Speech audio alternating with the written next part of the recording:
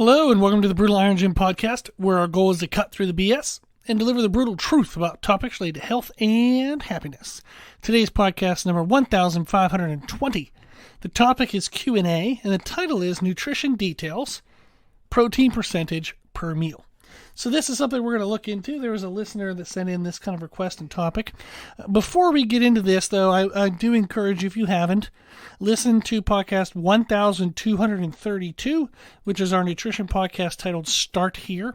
You can find that on our website at www.brutaliron.gym.com. That'll tell you step-by-step how to write your own nutrition program and step-by-step what's the most important components of a nutrition program. So what I'm going to talk about today are kind of like the finer details. None of this matters if you're not tracking your calories per day, your protein per day. And what we're actually talking about today is kind of the third most important thing, which is distribution of your calories and protein. So what we're talking about today means nothing if you don't have consistency in your calories. So if you do everything I'm going to tell you, but you're not consistent in your calories, you're not going to get anything from it, and then you're going to think, I'm an idiot. But I don't think I am. At least I hope not. So make sure you listen to podcast 1232, and that way you know the kind of the base of what you should be doing. Now, today's topic came from a listener.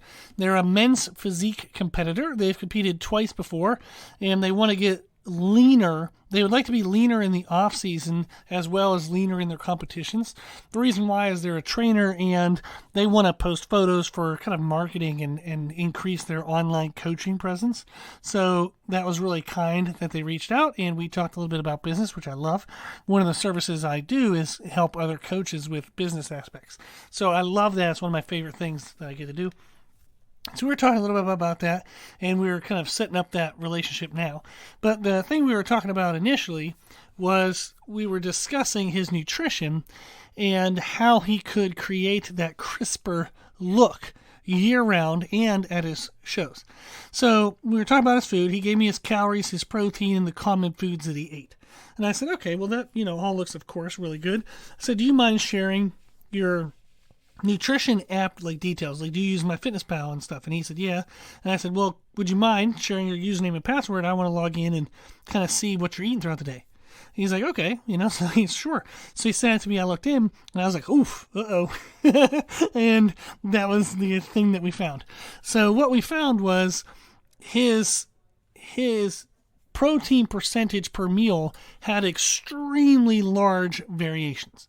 So for example, his mid-morning meal was a protein shake that had 190 calories with 40 grams of protein in it.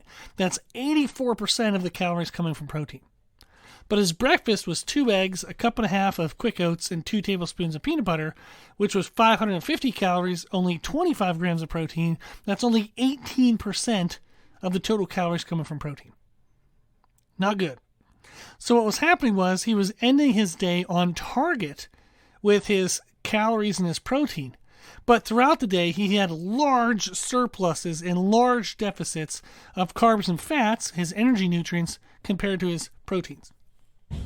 And those moments of high carbs and fats would have allowed for a large percentage of those fats to be stored back as body fat to replace the body fat that he was trying to burn off in the deficits. So essentially, he was burning fat and then replacing it, and then burning fat and replacing it, which is why once he got to a certain degree of leanness, he could never get any leaner. Since total calories and protein were on point, he was controlling his weight, and that's where he was very confused, because he's like, my weight's right where I want it to be, I just don't look the way that I want, and that's like, this is exactly why. And he had good recovery between his workouts. He felt like he had good muscularity, he was making progressions in his training, so he's like, what in the heck's going on? He just never felt as lean and as crisp as he wanted to be, as the amount of work that he was putting in made him think that he should be. So that's what we discussed. Figuring out his daily percentage of protein in his total targets, and then trying to be closer to mimicking that percentage in each individual meal. So his average, and there's a lot more to it, but I just want to keep it simple so that way it's understandable through a podcast. His average caloric intake was around 2,600 calories. His average protein intake was 200 grams. Protein has 4 calories per gram, so 200 grams of protein is equal to 800 calories coming from the protein. 800 calories is 30% of 2,600 calories, his total calories for the day. So his total end of the day percentage would be 30% of his total calories coming from protein.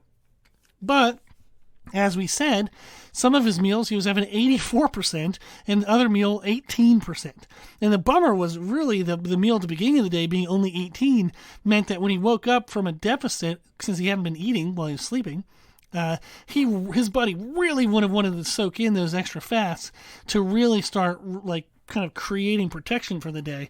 So it was just double whammy by having that be like the worst meal to start with low protein percentage. So that's what we just talked about. So an easy example of this is if we're trying to maintain 30% as like our better kind of average.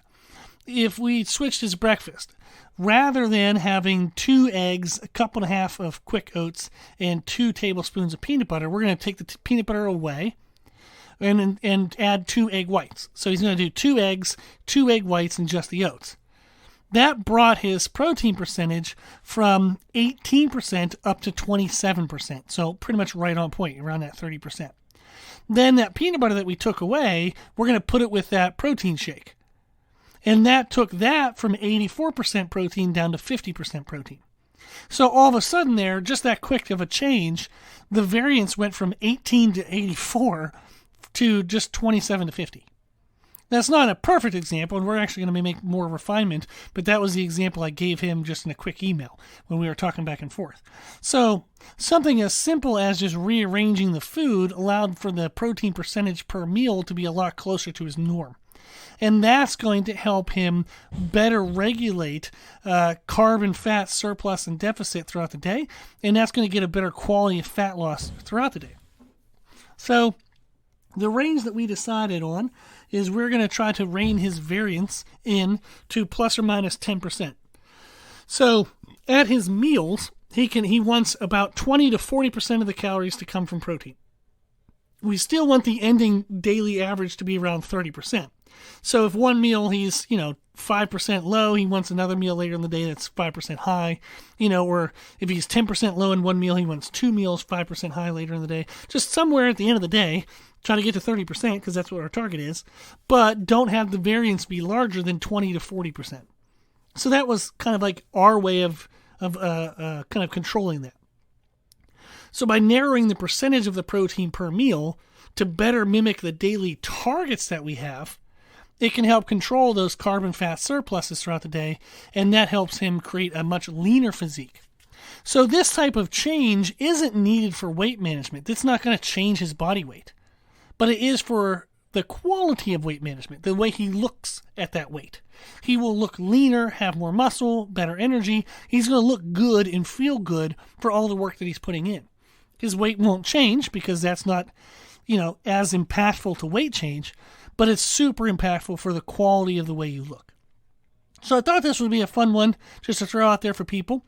So if you're putting in a lot of work to your nutrition and you're also wondering, why aren't I a little bit leaner given all the work I'm doing? Look at the protein percentage per meal and try to have that better mimic your daily total target of protein percentage for each day. That'll be a cool tip. Okay. Well, that one's short and sweet, but I hope it was interesting. Hope it gave you something to think of. If you have any follow-up questions, just shoot me an email, brutalirongym@gmail.com. I love when people reach out, so thank you to this person who reached out. I'm excited to work with you now that we're going to be doing the business stuff, so thank you. And then if anybody else ever has any questions, that's the whole point of the podcast, is just to answer questions for free. So, cool. Well, if you like the podcast, please share it. The more people we share it with, the more people we can help. Thank you to those who donate to support the podcast. It's well over $1,000 a year for hosting costs. I give an hour to it every day, and we're going to keep it for free. So thank you for the donations to help that rolling.